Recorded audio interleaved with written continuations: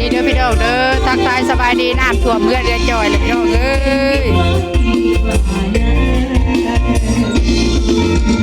เป็นยังน่ะตีนเป็นยังน่ะ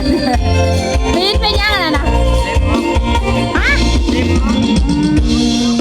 มันถึงหน้ามันไม่ได้เศร้าเลย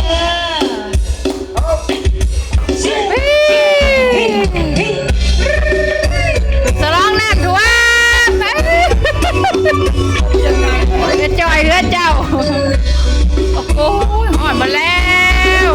ระวังไฟเด้อฮะ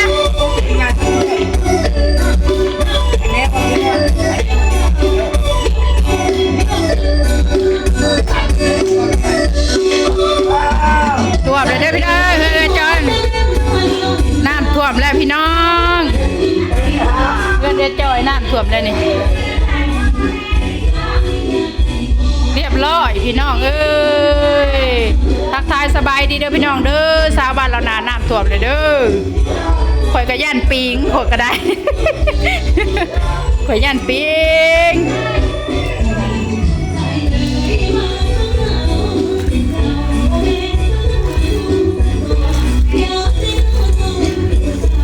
ข่อยก็ย่างน้ำให้พี่เจ้าเบิ่ง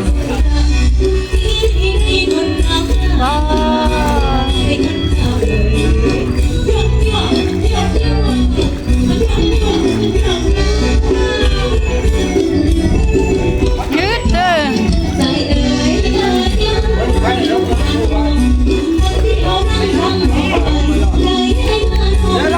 ข่อยย่านปิงบ่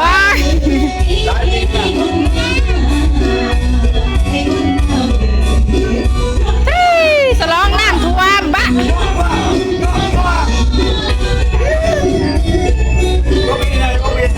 ว่าเปลี่ยนบ้าง